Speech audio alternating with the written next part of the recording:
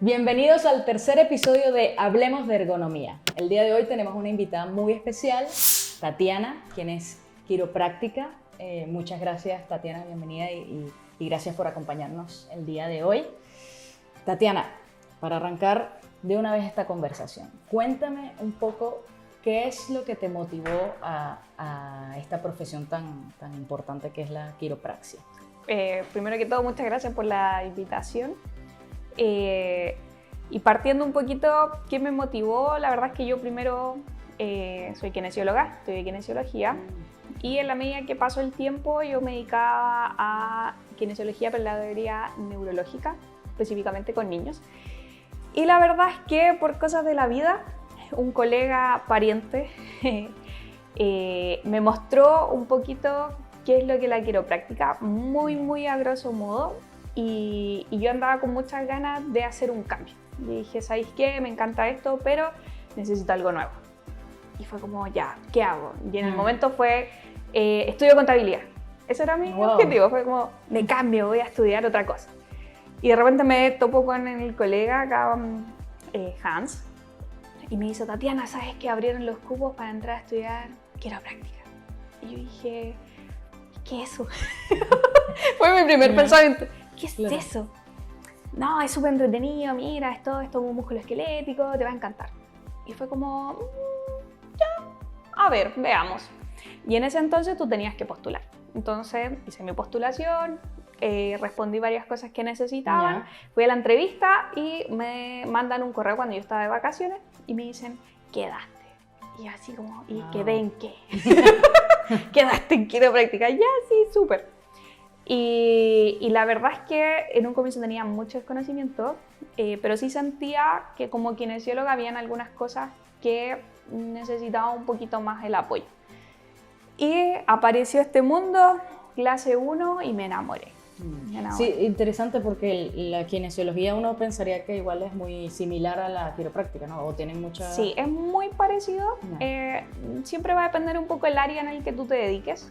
Para mí la quiropráctica tiene un mix entre lo musculoesquelético, que es lo que generalmente los kinesiólogos nos dedicamos, pero como quiropráctica la verdad es que viene a complementar con un mundo totalmente nuevo. Es una base, pero estudiar ya quiropráctica la verdad es que me abrió un mundo. Interesante, qué bueno. Cuéntame un poco, mira, existen muchos mitos, hay muchas, digamos, historias en internet, información que a veces uno no sabe que es verdad. Por un lado dicen que es algo muy bueno, por otro lado dicen que no es bueno. ¿Qué es lo más extraño que te han dicho que en realidad no es verdad en este mundo de la quiropráctica?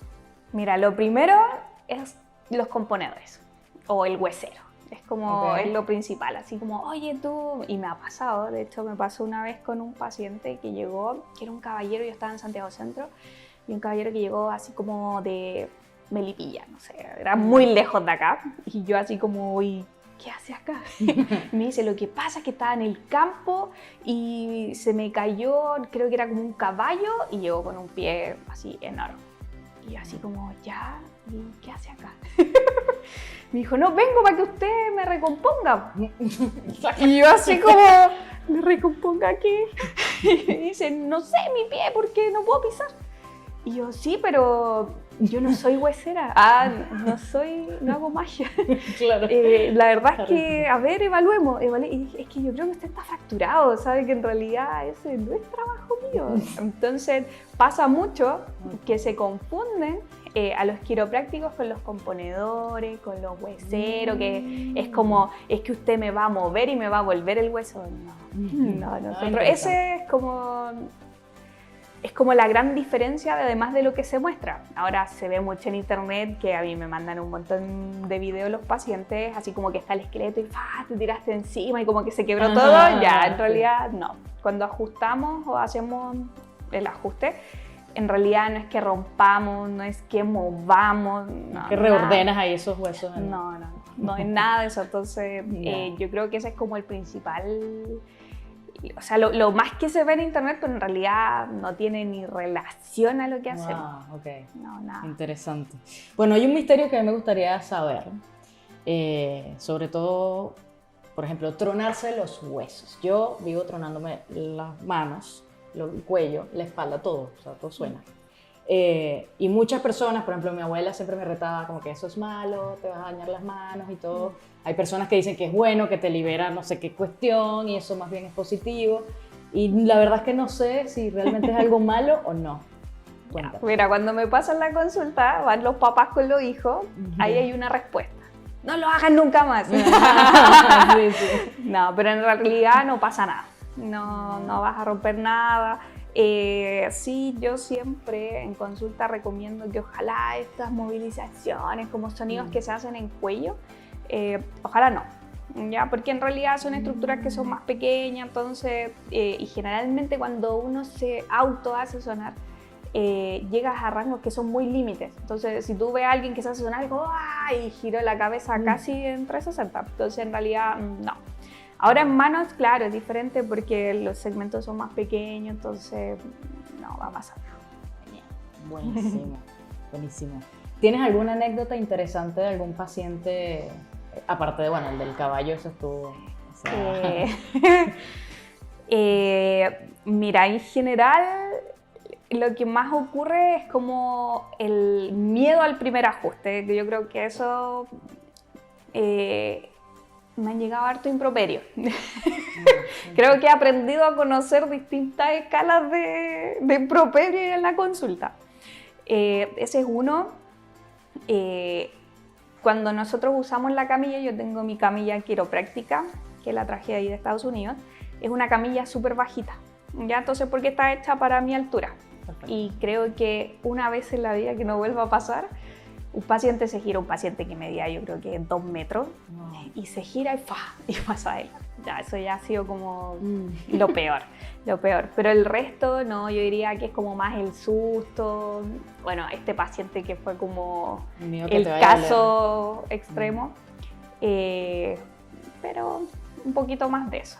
Nada afortunado. ¿Y te han llegado muchos pacientes que sea por malestares ocasionados por su trabajo en la oficina? Por ejemplo, esas personas que a veces están en escritorio todo el día, ¿has tenido casos? ¿O cuáles son los más comunes que Mira, dentro de lo que más me visitan, sí son personas que por lo general trabajan frente al computador, que en el fondo es como una posición mantenida durante muchas horas y que se vuelve, al ser muy repetitivo, genera que distintas alteraciones, ya sean cuello, columna y mucho que me está llegando hoy en día, dolores de cadera.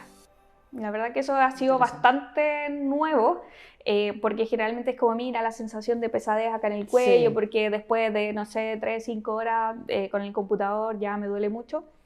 Y lo distinto ha sido el tema de cadera, que me ha llamado muchísimo la atención, porque es algo nuevo, que en el fondo no es nuevo el dolor de cadera, pero sí que esté asociado a el trabajo de oficina.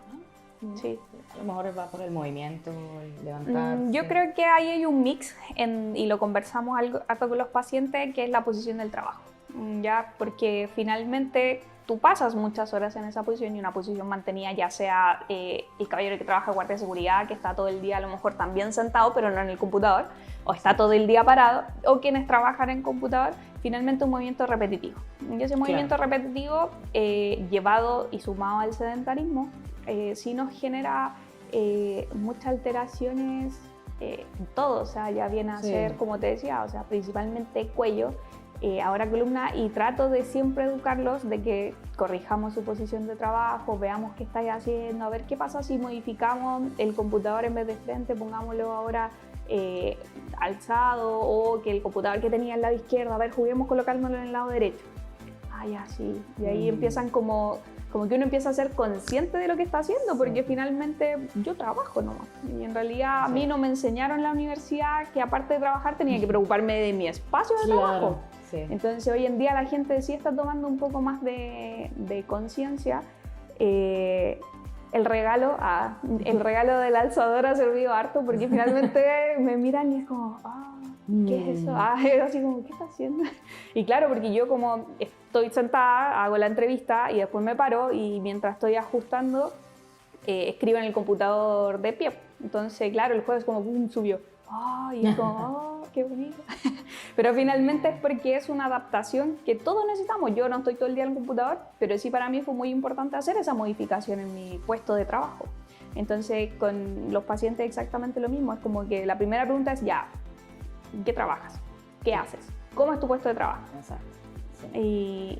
Y esa educación cuesta en un comienzo porque uno se acostumbra, tú estás acostumbrado quizás siempre mirar hacia abajo en el teclado, a ver, súbelo un poquito, sí, en realidad, entonces la otra sesión es como, sí, en realidad fue bastante como, bueno, ya, a ver, Sí. probemos otra cosa. Y son pequeños cambios que de verdad te hacen A veces sentirte son mejor. muy súper pequeños rápido. los cambios, pero hacen que el día a día sea más amigable. Sí, total.